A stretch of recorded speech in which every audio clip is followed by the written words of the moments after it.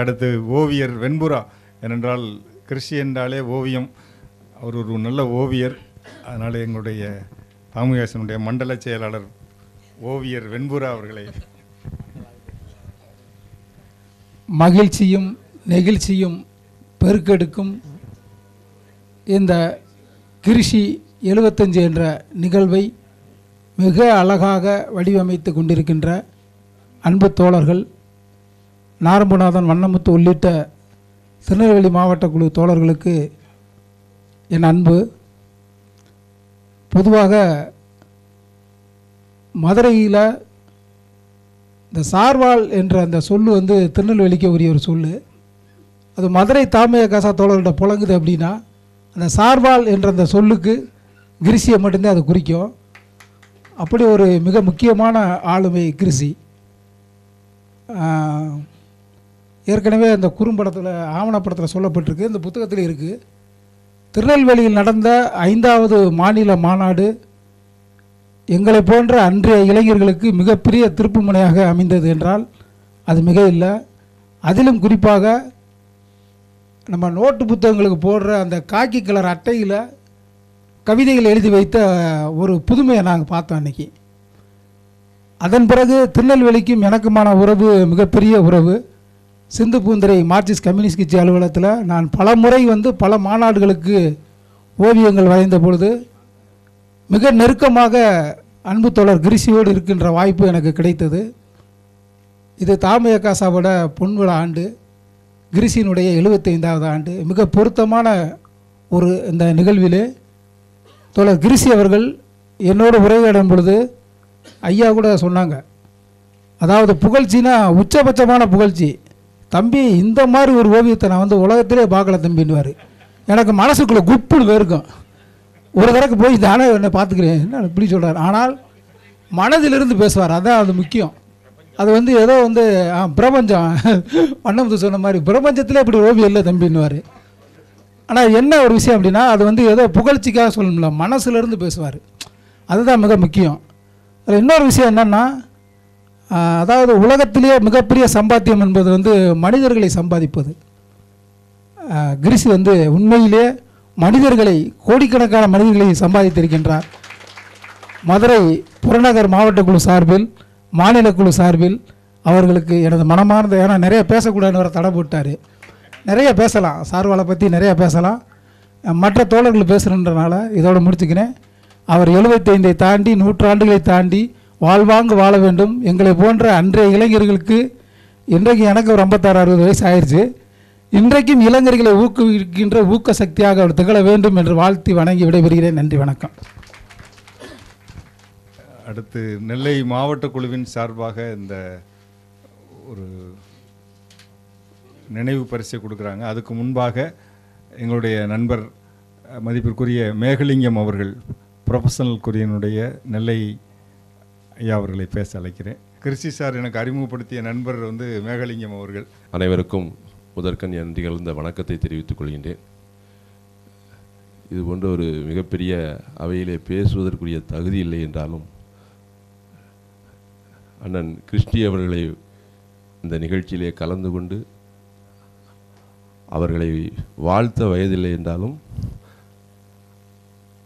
இந்த நிகழ்ச்சியை சிறப்பிக்கிறதுக்கு வந்திருக்கின்றேன்.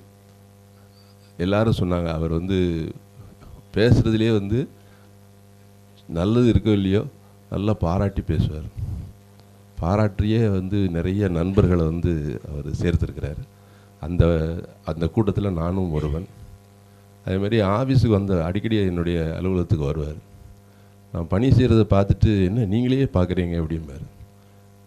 வந்து கூடயே நின்று ஒரு சின்ன உதவி வேணாலும் ஒரு 3 தடவை வந்து நேரில் பார்த்து பேசி அதுக்கப்புறம் தான் அவர் எதுக்கு வந்தார் அப்படிங்கிறதே சொல்லுவார். அந்த உதவியை கேட்பதற்கு கூட அந்த முறையாக அணுக வேண்டும் என்ற ஒரு நல்ல எண்ணம் உள்ள ஒரு நண்பர். அவரோடு பழகுவதற்கும் அவரோடு பயணிப்பதற்கும் கிடைத்த வாய்ப்புக்கு நன்றி கூறி, அவர் பல்லாண்டு வாழ்ந்து இந்த சமுதாயத்திற்கு பல்வேறு பணிகளை இன்னும் செய்ய வேண்டும் என்று வாழ்த்தி விடைபெறுகிறேன். நன்றி, வணக்கம்.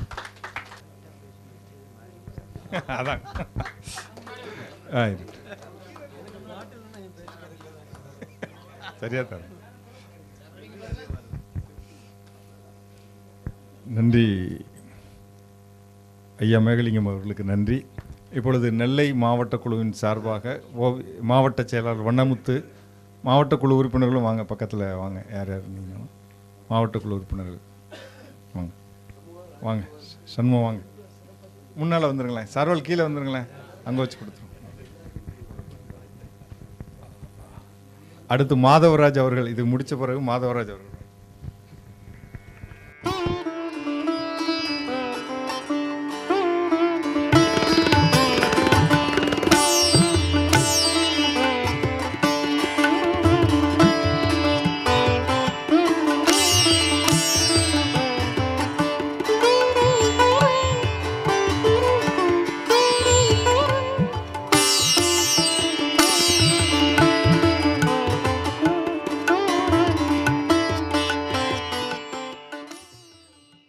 அனைவருக்கும் வணக்கம்.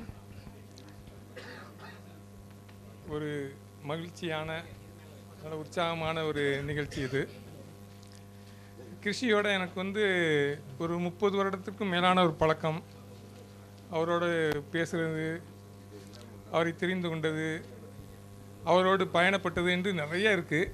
எல்லாத்தையும் இப்போ பேச முடியாது. ஆனால் என்னுடைய இத்தனை 30 வருடத்துலேயும் அவரோட நிறைய நாட்களும் நிறைய பேச்சுகளும் நிறைய தடவை அவர் கூட இருந்தாலும் ஒரே ஒரு நிகழ்வு மட்டும் எனக்கு அவரை பற்றி நினச்சாலே முதல்ல அந்த காட்சி தான் நிற்கும். அதுதான் அவருடைய சித்திரம்னு நான் நினைக்கிறேன். இங்கே கூட சொன்னாங்க, அவருக்கு ஃப்ராக்சர் ஆகிருந்துச்சி, ஒரு அடிபட்டு இருந்துச்சு அப்படின்னு சொன்னாங்க. அவர் 3rd ஃப்ளோர்லேருந்து அவருக்கு ஃப்ராக்சர் ஆகி அப்புறம் கீழே இறக்குனது, ரொம்ப சங்கடப்பட்டார், வழியில் அவசரப்பட்டார். இந்த மாதிரி நிறைய விஷயங்கள்லாம் கேள்விப்பட்டோம். நாங்கள் அவர் பார்க்க வந்திருந்தோம். அவர்கிட்ட பார்த்து பேசுகிறதுக்கு சாத்தூர்லேருந்து 3-4 தோழர்கள் நாங்கள் வந்திருந்தோம். எனக்கு இப்போவும் அது நினச்சே பார்க்க முடியல. அவர்கிட்ட பேசிகிட்டு இருக்கோம். அவர் அதை பற்றியே பேசலை.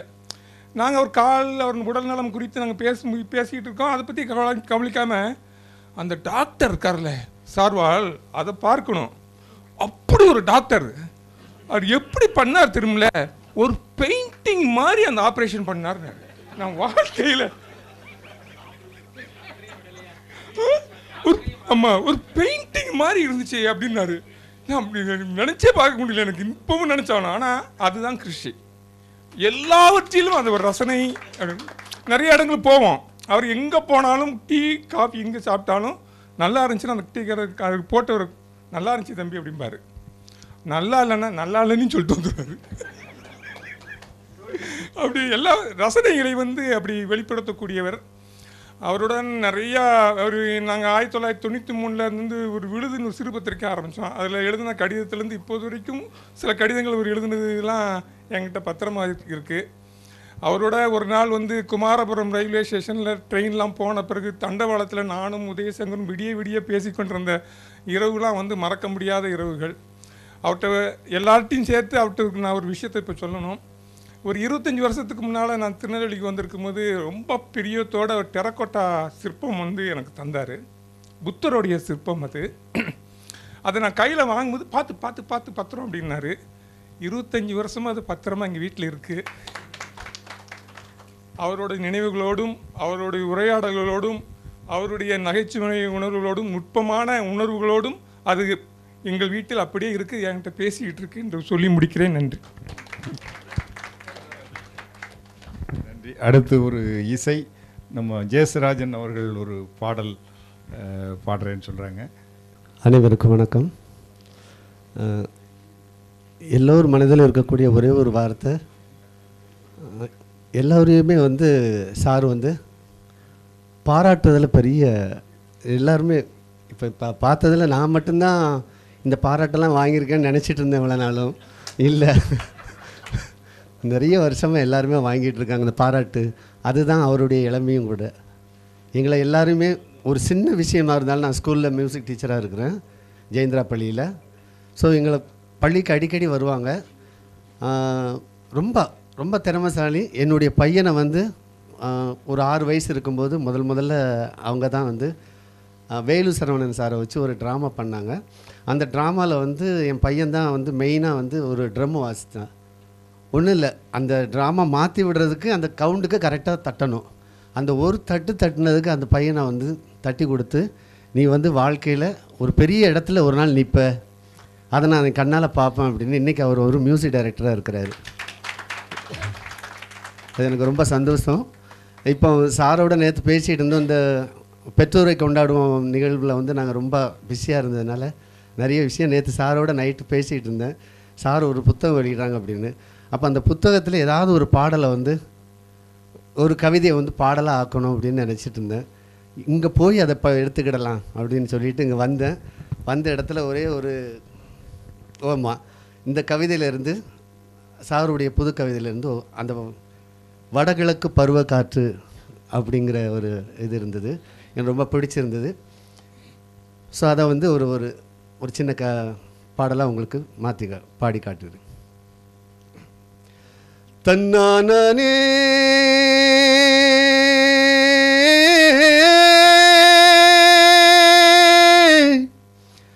தானானே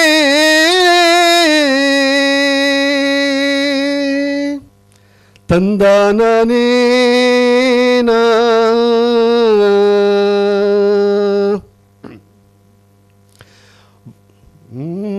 வடகிழக்கு பருவ காற்று வந்து வந்து போகுது,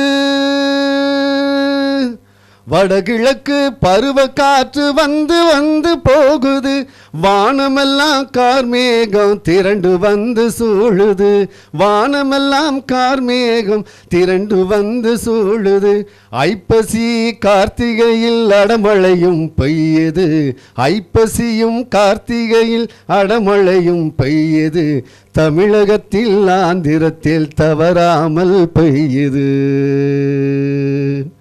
தமிழகத்தில் ஆந்திரத்தில் தவறாமல் பெய்யுது, தன்னா நானே நானே தன தன்னா நானே நானே தன்னா நானே நானே தன்னா நானே நானே தன்னா நானே நானே.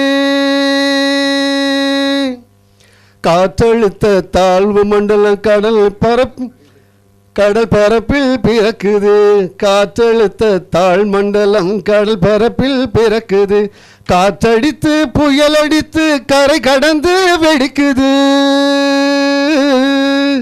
காற்றடித்து புயல் அடித்து கரை கடந்து வெடிக்குது, தென்மேற்கு பருவ காற்று தேசமெங்கும் வீசுது, தென்மேற்க பருவ காற்று தேசமெங்கும் வீசுது, ஆணி ஆடி கோடையில் அமிர்தமாக பேசுது,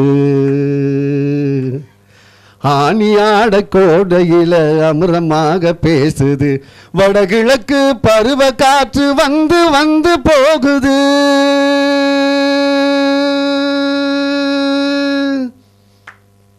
தென்பொதிகை குற்றாலம் தேனருவி கொட்டுது, தென்பொதிகை குற்றாலம் தேனருவி கொட்டுது, தேசம் இங்கு கூடி வர தேகமெல்லாம் சிலிர்க்குது, தேசம் இங்கு கூடி வர தேகமெல்லாம் சிலுக்குது, மூன்று கடல் கூடும் இடம் முன்னோர் புகழ் பாரும் இடம், மூன்று கடல் கூடும் இடம் முன்னோர் புகழ் பாரும் இடம், குமரி மண்ணில் இரு பருவம் மழை மழையாய் கொட்டுது,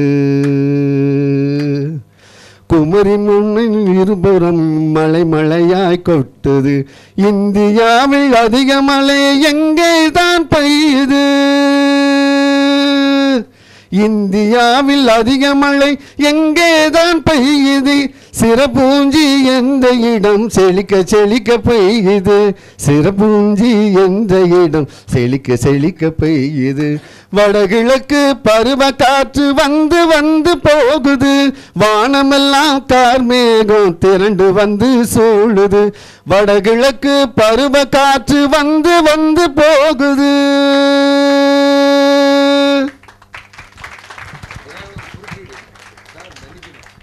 அதாவது ஒரு 10-20 வருஷத்துக்கு முன்னால் இவங்க ஸ்கூலில் இன்ஸ்பெக்ஷன் அப்போ வடகிழக்கு பருவ காற்றை பற்றி ஒரு பாட்டு எழுதித்தாங்கன்னு இவங்க தான் வந்து சொன்னாங்க. சரின்னு நமக்கு என்ன இந்த இப்படியெல்லாம் பருவக்காற்றை பற்றி பாட்டு எழுத முடியுமா அப்படின்னு சரி ஒரு நாள் ராத்திரி உட்காந்து எழுதி காலையில் கொடுத்தேன். அந்த பாட்டு எப்படியோ ஒரு சார் கடிதத்தை எடுக்கையில் அதுக்குள்ளே இந்த பாட்டு இருந்தது. சரி இதையும் சேர்த்து விட்டுருவோம், நமக்கு பக்கம் இல்லையேன்னு சேர்த்தது. ஜெயந்திரா பள்ளியின் சார்பாகவும் அன்னை உஷாரம்மன் அவர்கள் சார்பாகவும் இந்த ஆடையை அவர்கள் காண்பிக்கிறேன்.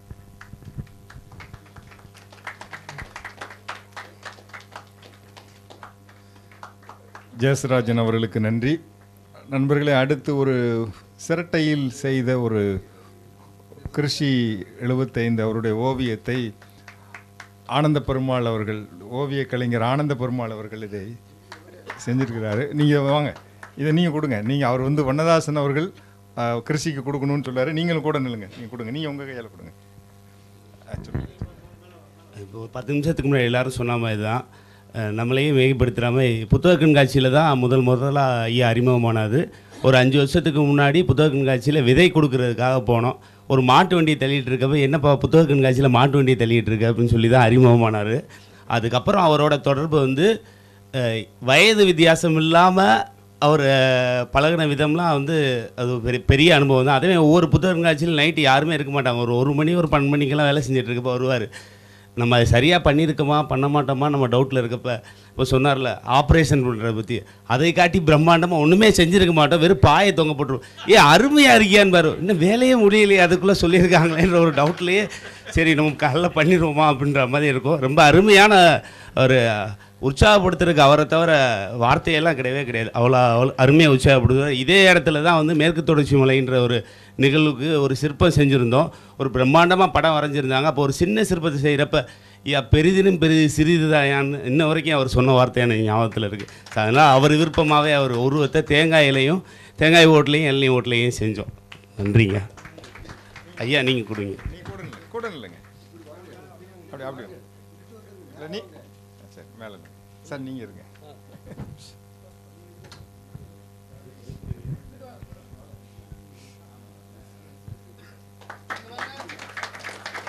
அவர் ஒரு சிரட்டையிலே பல்வேறு ஓவியங்களை சிற்பங்களை செய்யக்கூடியவர் நம்முடைய ஆனந்த பெருமாள் அவர்கள்.